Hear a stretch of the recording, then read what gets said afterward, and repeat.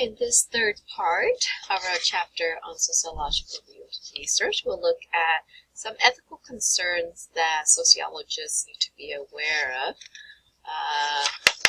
in their research, particularly because oftentimes their research involves subjects, human beings as subjects. So ethics are fundamental concerns of sociologists when it comes to doing research.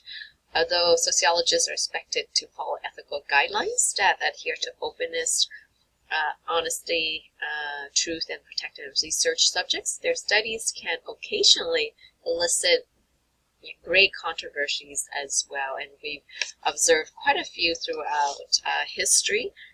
One of them is the Humphrey research, which generated a national controversy by misleading subjects when conducting sensitive research about bisexual men's personal lives.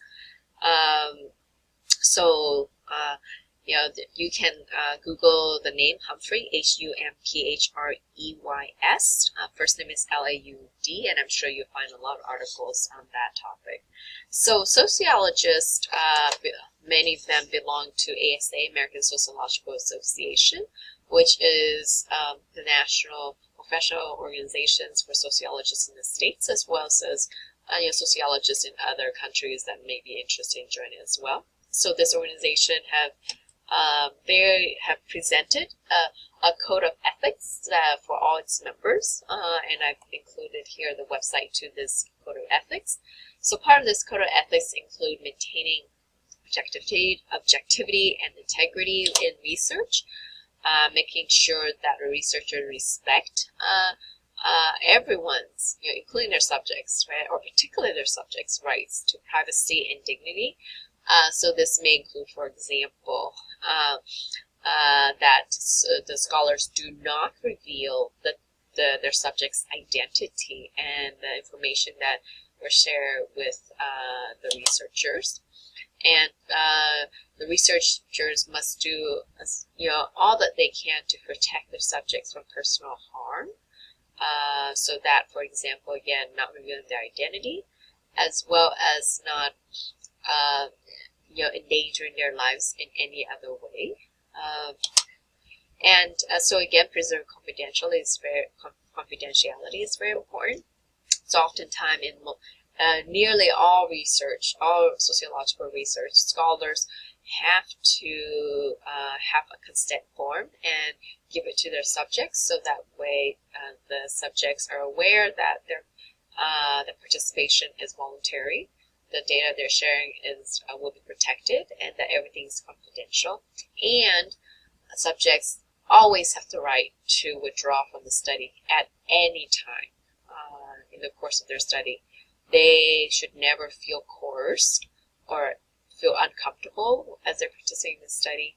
It's extremely important that subjects are aware of their rights. Again, the informed consent that I just mentioned. And researcher must always also acknowledge the research collaboration or any kind of assistance that they get for their research. That the assistance might be in the form of financial support, for example. Researchers need to disclose the information, who is funding their research, because the funders may potentially create some sort of bias within the study. So again, the researchers need to reveal this information in order for the public and other researchers to know. So here I'm sharing with you a video about Facebook that supposedly manipulated the user's emotions by presenting different data to different groups of users. And such as Facebook do have sociologists working for them. I personally have several colleagues who are sociologists who are working for Facebook, and they are studying how people behave and interact with each other on Facebook. And so here is a link to this video, this story about how Facebook study their subjects, even though oftentimes users are not aware of this. Although Facebook do try to defend itself by saying that when users sign up for an account, they should be aware that sometimes the data is being used for research, right? So in any case, this is still a big controversy, as many of you already know. So I think this is a very interesting video that you might want to stop this lecture video in order to watch for a little bit. So go ahead and stop so you can watch this YouTube video.